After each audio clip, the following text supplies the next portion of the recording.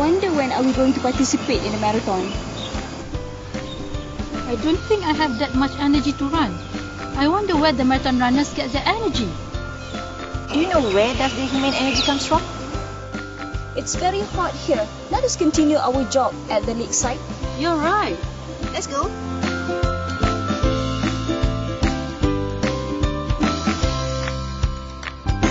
Hi, I'm Liza. And this is Mardiana. Hi. And Irene. Hi. We are biology teachers from Sri Putri, Hulu Selangor, and Tengku Munawir Secondary Science Schools in Malaysia. Let's discuss the question Irene asked just now. Where does human energy comes from? In small groups of 3 or 4, work on the 3 exercises listed here. Give 10 examples of food normally consumed by the students throughout the day. Next, classify the food into their classes, for example, carbohydrate, protein, and lipid. Also, discuss what you know about digestion and report back to the class.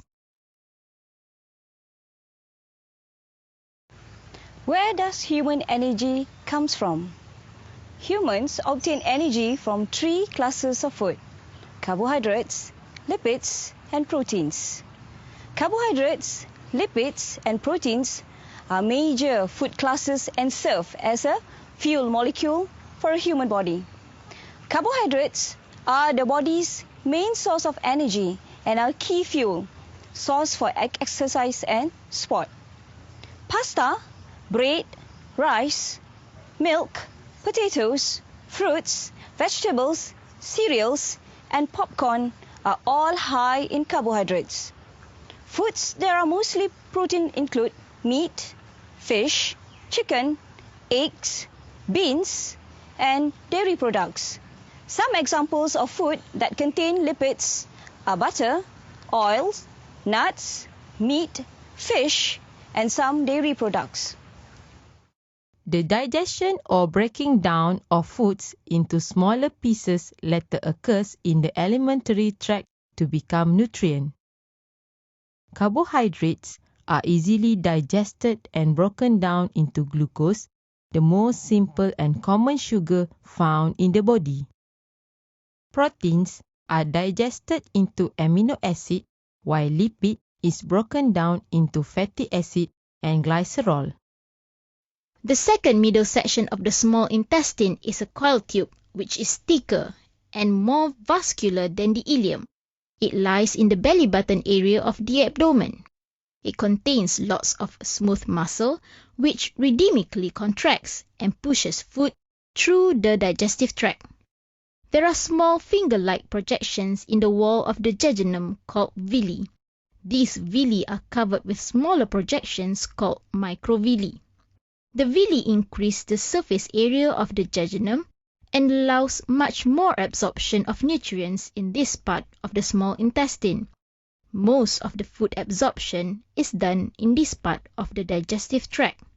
Glucose, water-soluble vitamins except vitamin C and some vitamin Bs, and amino acids made from the food is passed from the villi into the bloodstream, while the fat is passed into the lymph capillaries. The rest of the food passes into the ileum. Do you know how the food you eat moves around the body after it leaves the small intestine? Take a short break and discuss this with members of your group and the entire class. Movement of nutrient from ileum into blood capillary and lacteal is called absorption. Glucose, amino acid, fatty acid, and glycerol are transported by blood circulatory system to body cells. Assimilation takes place in the body cells where nutrients are converted into energy. When body needs energy, it first uses glucose from carbohydrate, then fatty acids from fat. Protein is not turned into energy if there are enough sources besides protein.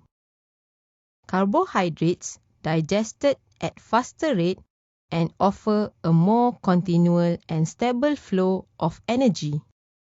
Lipid is put faster into storage. Fatty acid is not a small molecule such as glucose, which is 6 carbon atoms. Fatty acid has 24 carbons long and it takes longer time to convert into energy.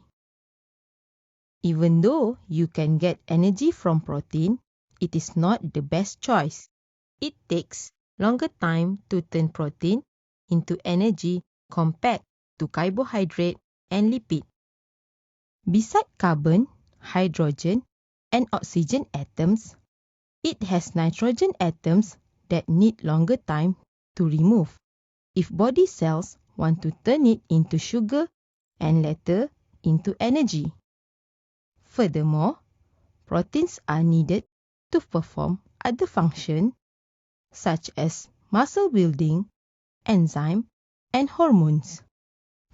Marathon runner needs to sustain their energy for a long period of time.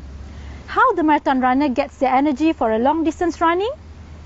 Now students, you'll have to get into groups and develop your own diagrams or flow chart of what you understand about the process to be from eating the protein, carbohydrates and lipids in order to get energy for the running.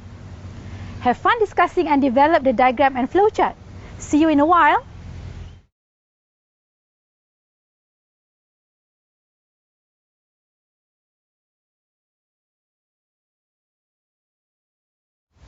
How does the marathon runner get their energy for a long distance running? As for the marathon runners, they get their energy from stored form of glucose, made of many connected glucose molecules and are called glycogen. Glycogen is a storage form of glucose in animals and humans, which is analogous to the starch in plants. Glycogen is synthesized and stored in the liver and the muscles. When the marathon runner needs a quick boost of energy, glycogen is broken down to release glucose to be used as fuel for the muscle cells to contract, and the run continues. Muscle glycogen is the most suitable energy supply. There are two reasons for the answer. Firstly, the glycogen muscle supplies higher energy compared to the liver because the muscle comprises of more mass of cells compared to liver. Secondly, during the marathon, the glycogen in the muscle will supply energy immediately due to the transport of glycogen to the muscle cells is faster. A well-nourished adult can store approximately 500 grams or 2,000 kilocalories of carbohydrates, which is enough to run about 20 miles. Of these, approximately 400 grams are stored as muscle glycogen, 90 to 110 grams as liver glycogen, and 25 grams circulate in the blood as glucose. All types of carbohydrate consumed will be digested into glucose and absorbed into the bloodstream and transported into the liver. The excess glucose will be sent to muscle to be converted into glycogen. When the body needs more glucose than is available in bloodstream to support energy demands, glycogen stores are used to raise blood glucose levels. However, it is important to understand that the glycogen stored in muscle is used directly by that muscle during exercise. It cannot borrow glycogen from other resting muscles. Given what we've discussed here so far, what kind of diet should a marathon runner eat on the days before the big race? Discuss this with your group and report back to the class.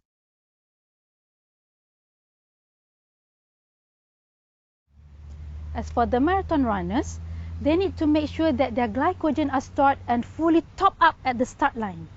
To increase the glycogen stores, some marathon runners indulge in what is known as carbo loading for 3 days before the marathon.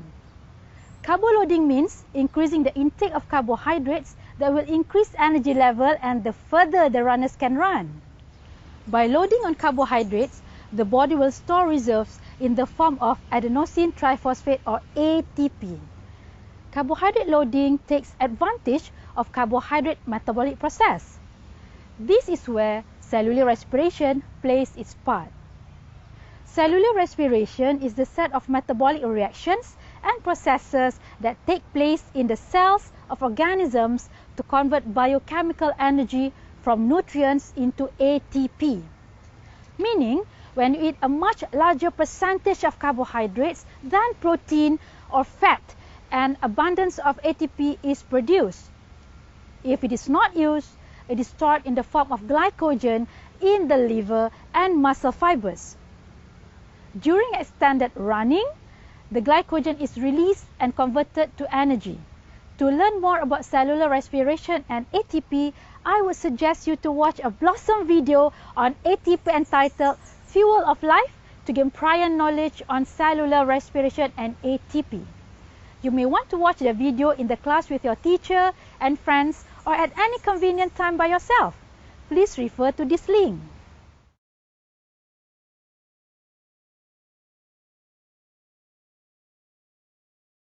The key is to understand that energy can neither be created nor destroyed, but it can be converted from one form to another. This is exactly what happens when we ingest our food and it gets digested and transformed into ATP. This is happening in a process called cellular metabolism. So let's take an initial look at how this happens. Cellular metabolism, where energy is extracted from food and converted into energy storage molecules, is a very complex affair. However, the details are of no concern to us here. Rather, I'd like to briefly walk you through the breakdown pathways of three major food groups: proteins, sugars, and fats, to show you that they all end in two common pathways. First, the citric acid cycle, illustrated here in the middle of the figure shown on the left and named after one of its main molecules, citric acid. And second, a process called oxidative phosphorylation, marked by the green arrow below the citric acid cycle. As you can see, all three food groups feed into these pathways where the vast majority of ATP is made in our cells. Now students, try to figure this out. Which of these menus make a good meal before race for carbo loading? Have fun figuring it out. See you in a while.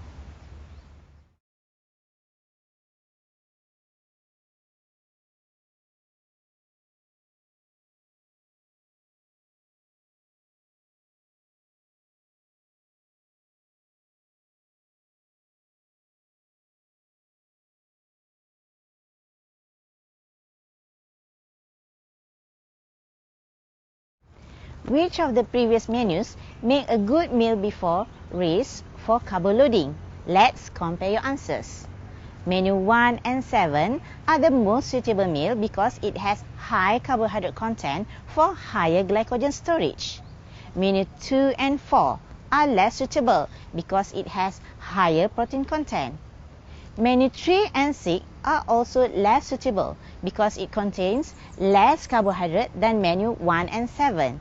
Menu 5 is also less suitable because it contains simple sugar.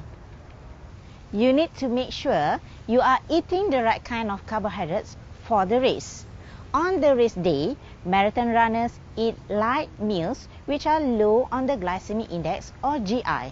The glycemic index or GI is a value associated with a particular type of carbohydrate that indicates the food's effect on a person's blood glucose level. The GI represents the total rise in a person's blood sugar level following consumption of the food. It may or may not represent the rapidity of the rise in blood sugar. Foods low on the glycemic index is metabolized more slowly, giving you a steady supply of energy. On the other hand, food high on the glycemic index is metabolized more rapidly, giving you a faster supply of energy. I hope my explanation helps. Back to you, Marjana. Thanks, Irene. Since Irene mentioned about GI, I want you to answer this question based on a graph which will be provided to you by your teacher.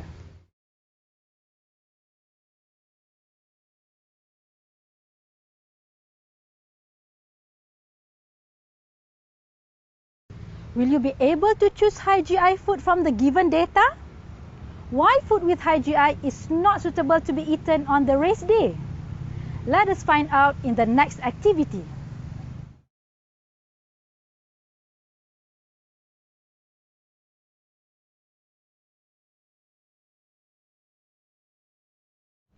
You were given a graph during the activity which indicates a comparison of the blood glucose response to sweet potatoes, regular white potatoes with kayapo, and glucose drink.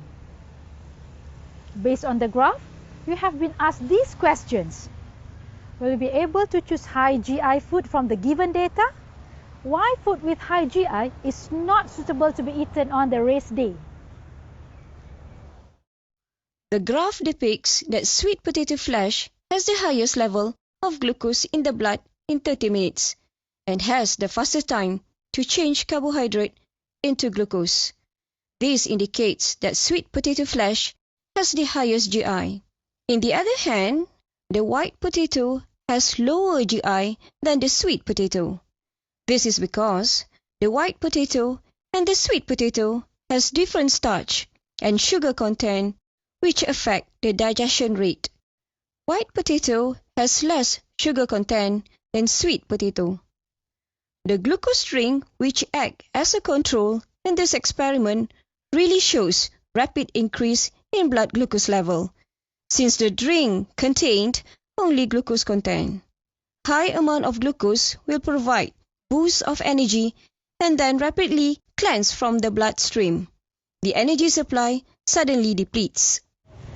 Foods with a high GI score is not suitable to be eaten on the race day because it is rapidly digested carbohydrate, which produces a large rapid rise and fall in the level of blood glucose.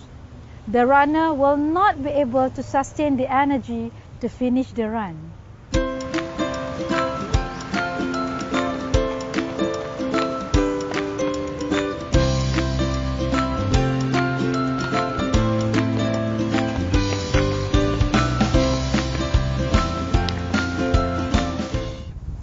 Based on the scene just now, the runner that stopped halfway and has reached a condition that we call as the hitting wall condition. This condition may stop you from reaching the finishing line. The hitting wall condition is caused by the depletion of glycogen stores in the liver and muscles, caused sudden fatigue and loss of energy. Most runners will experience that condition. To overcome hitting the wall condition, runners could bring along a little packet of energy gel. These gels contain a mixture of simple carbohydrates made of 1 or 2 sugar molecules, which contains approximately 100 calories, and complex carbohydrates made of long chains of glucose molecules, which give you an energy boost. So, consuming 1 to 2 energy gels and a few cups of sport drinks will provide energy that lasts for 2 hours. The runners can also consume energy bar before, during, or after exercise. Energy bar is supplemental bar containing cereal and high energy foods that is not more than 200 calories. Lisa will explain to you of the next activity. Now, you are given table A and B to mix and match ingredients of your recommended energy bar to marathoner. Based on the information from table A and B, choose from 4 categories: cereal, dried fruit, nuts, and extras. You will have to follow instructions given by your teacher and design your own energy bar for marathoner. You will also have to explain on the relevance of the ingredients used in your energy bar. See you in a while.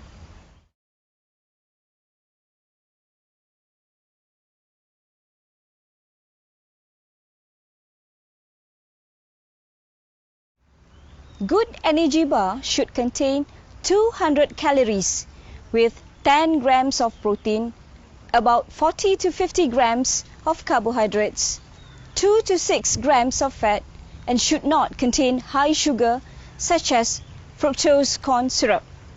They are high in carbohydrates which are digested and absorbed quickly and do not slow down your digestive systems as you exercise. For your information, energy gel is better than energy bar because it contains a mixture of simple carbohydrates made of 1 or 2 sugar molecules, which give same energy boost that lasts for 2 hours, even though the energy gel only contains approximately 100 calories. This is due to the higher characteristics of digestibility that offers the runner better energy absorption and faster, in comparison to energy bar, which requires the runner to drink more water for digestion, but this will cause stomach upset to the runner while running. Well, students, we hope that you have understood and enjoyed the lesson and able to relate it to everyday life. Let us recap the important points that we have learned from this lesson. To provide energy for marathon, you should, number 1, take food that contains high energy but low GI, because the energy will be released slowly during marathon. Number 2, do carbo loading 3 days before your marathon by taking food with complex carbohydrate. And lastly, number 3, consume a fast-release energy source, example, energy gel, during the marathon in the case you experience hitting the wall condition. We hope that this video will inspire you to become a marathon runner in the future.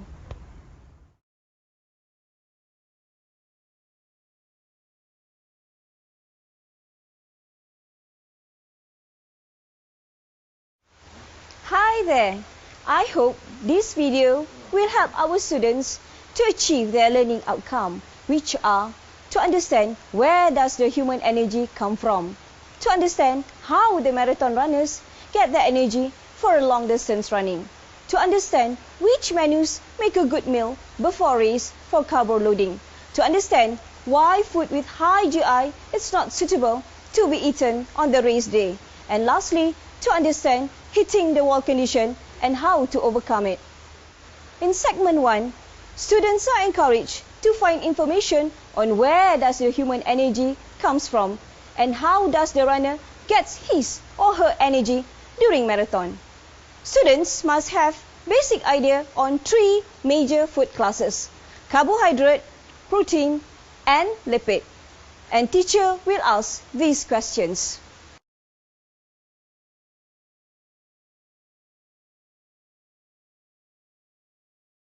In segment 2, students must be able to explain where human energy comes from, and animation is used to explain basic idea on processes of digestion, absorption, and assimilation.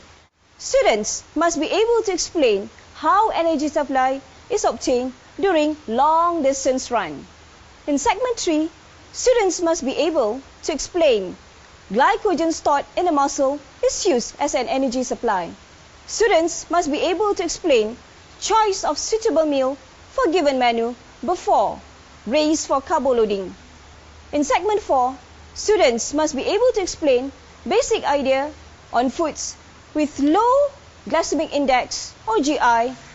The activity to determine glycemic index GI take a long time, so the using of video how the method is done is recommended.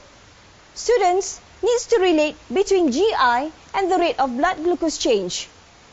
Students are encouraged to explain choice of high GI food from a given data. Why food with high GI is not suitable to be eaten on the race day.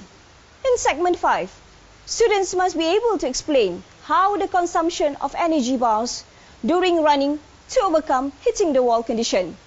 Students need to have prior knowledge on calorie. Student needs to explain the information listed on Table A and Table B.